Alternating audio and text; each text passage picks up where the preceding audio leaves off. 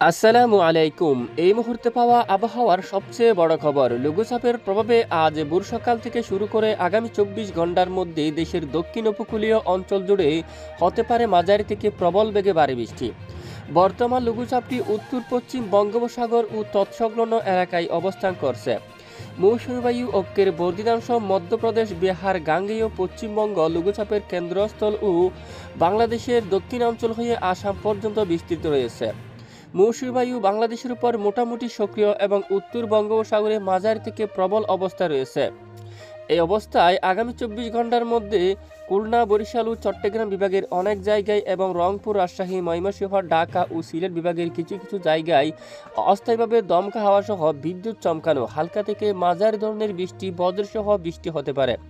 সেই সাথে সারা দেশের কোথাও কোথাও মাঝারি ধরনের ভারী থেকে অতি ভারী বর্ষণ হতে পারে, এমনটাই জানিয়েছেন বাংলাদেশ আবহাওয়া অধিদপ্তর।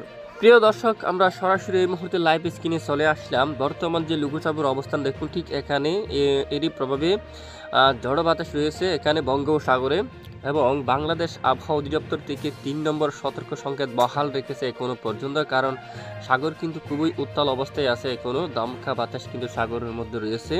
আর এদিকে মঠবাড়িয়া অঞ্চল, কলাপাড়া থেকে শুরু করে আশেপাশে সকল জেলায় ঘন্টায় প্রায় দক্ষিণ দিক থেকে দেখুন 43 কিলোমিটার পর্যন্ত দমকা জোড়া হাওয়া বয়ে যাওয়ার সম্ভাবনা থাকবে। বরিশাল, মতিরহাট, ফরিদগঞ্জ সহ এখানে বেশ কিছু এলাকায় সেনবাগ অঞ্চল, তারপর ফটিকছড়ি উপজেলা, চট্টগ্রাম, কুতুবদিয়া, কক্সবাজার এই সকল এলাকায় কিন্তু ঘন্টায় দেখুন 40 কিলোমিটার পর্যন্ত দমকা জোড়া হাওয়া বয়ে যাওয়ার প্রবল সম্ভাবনা কিন্তু থাকবে। এছাড়া দেশের উত্তর অঞ্চলে যদি আমরা একটু দেখি, এখানে রাজধানী ঢাকা বিভাগের এখানে বেশ কিছু এলাকায় দক্ষিণ দিক থেকে প্রায় 43 কিলোমিটার পর্যন্ত জড়ো বাতাস কিন্তু বয়ে যাওয়ার প্রবল সম্ভাবনা দেখা যাচ্ছে। এরপরে আগামীকাল শনিবার 28শে জুন নাগাদ দক্ষিণ উপকূলীয় বেশিরভাগ এলাকায় ঘন্টায় দেখুন 43 বা দেখুন 47 কিলোমিটার পর্যন্ত দমকা জোড়া হাওয়া বয়ে যাওয়ার প্রবল সম্ভাবনা কিন্তু দেখা যাচ্ছে। এবং রবিবার 29শে জুন নাগাদ দেখুন লঘুচাপটি ঠিক এখানে অবস্থান করতে পারে, যার ফলে মধ্য বঙ্গোপসাগর খুবই উত্তাল হয়ে উঠতে পারে এবং জোড়া হাওয়া দেখুন ঘন্টায় প্রায় 80 কিলোমিটার পর্যন্ত ব্যাপক আকারে দমকা জোড়া হাওয়া বয়ে যাওয়ার সম্ভাবনা রয়েছে বঙ্গোপসাগরের বুকে। এবং এরই প্রভাবে দেশেরও বেশ কিছু এলাকায় বৃষ্টিপাতের চরম সতর্কবার্তা রয়েছে। কোন কোন জেলাগুলোর উপর বৃষ্টির চরম সতর্কবার্তা রয়েছে তা দেখাবো। তার আগে আমরা দেখিয়ে দিচ্ছি ইতিমধ্যে বর্তমান অপগ্রহ স্যাটেলাইট ইমেজের বর্তমান কি পরিস্থিতি। বাংলাদেশের আবহাওয়ার এই যে বাংলাদেশের যে মানচিত্র আমরা দেখতে পাচ্ছি বর্তমান অপগ্রহ চিত্র মোডে, বিশেষ করে মঠবাড়িয়া, পিরোজপুর, বরিশাল, লালমোহন, কলাপাড়া অঞ্চল থেকে শুরু করে মির্জাগঞ্জ, জিয়ানগর, কাউখালী, মঠবাড়িয়া, এখানে দেখুন ভোলা, চালকাঠি, পটুয়াখালী, বুরহানুদ্দিন, এখানে সরপেশন সহ বেশ কিছু এলাকায় ভয়াবহ মেঘ তৈরি হয়ে গেছে। প্রসঙ্গে মাঝারি থেকে ভারী বৃষ্টিপাতও কিন্তু শুরু হয়ে গেছে। এবং দেখুন এখানে বরিশাল বিভাগের সকল জেলার উপর এবং খুলনা বিভাগের দক্ষিণ উপকূলীয় অঞ্চল জুড়ে, চট্টগ্রাম বিভাগের পশ্চিম দিকের বেশ কিছু জেলায় শুরু হলো মাঝারি থেকে ভারী বৃষ্টি, যা পরবর্তীতে আরও দক্ষিণাঞ্চলে বিস্তার লাভ করতে পারে।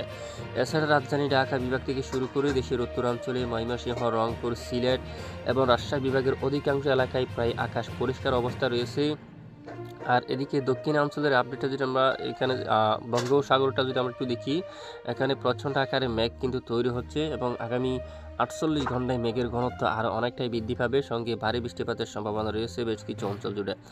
এছাড়া আগামীকাল শনিবার 28শে জুন নাগাদ আবারও নতুন করে বাংলাদেশের দক্ষিণ উপকূলীয় অঞ্চল জুড়ে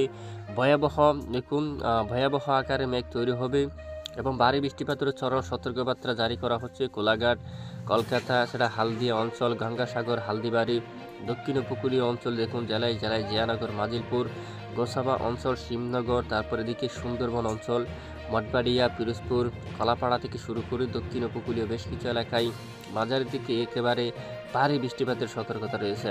সঙ্গে দেখুন শনিবার 28শে জুন নাগাদ দক্ষিণ উপকূলীয় জেলায় জেলায় মাঝারি থেকে ভারী বৃষ্টিপাতের সম্ভাবনা দেখা যাচ্ছে। এবং রবিবার 29শে জুন নাগাদ আমরা দেখতে পাচ্ছি খুলনা ও বরিশাল বিভাগের অনেক এলাকায়, তারপর চট্টগ্রাম বিভাগেরও কিছু কিছু এলাকায় হালকা থেকে মাঝারি এবং কিছু এলাকায় ভারী বৃষ্টিপাতের সম্ভাবনা দেখা যাচ্ছে।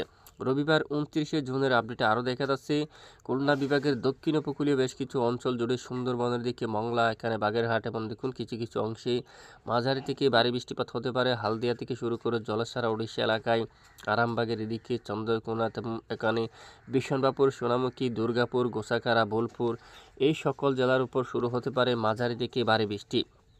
তো এই হচ্ছে বৃষ্টিপাতের পূর্বাভাস এবং সোমবার 30শে জুন নাগাদ উপকূলীয় অঞ্চলে ভারী বৃষ্টিপাত হতে পারে। নতুন আরও একটি লঘুচাপ তৈরি হতে পারে, যার ফলে বঙ্গোপসাগরে ভারী বৃষ্টি হতে পারে, দমকা ঝড়ো বাতাস বইতে পারে, উপকূলীয় অঞ্চলে দমকা বাতাস বইতে পারে, সঙ্গে মাঝারি থেকে ভারী বৃষ্টিপাত শুরু হওয়ার সম্ভাবনা দেখা যাচ্ছে।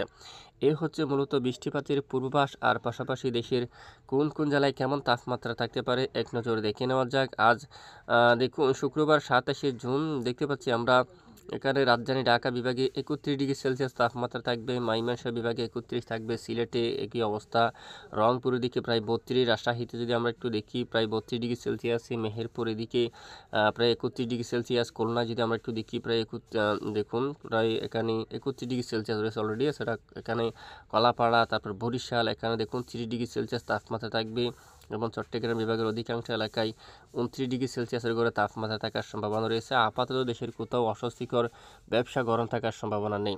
প্রিয় দর্শক, এ হচ্ছে আজকের গুরুত্বপূর্ণ আপডেট। এতক্ষণ আমাদের সঙ্গে থাকার জন্য অসংখ্য ধন্যবাদ।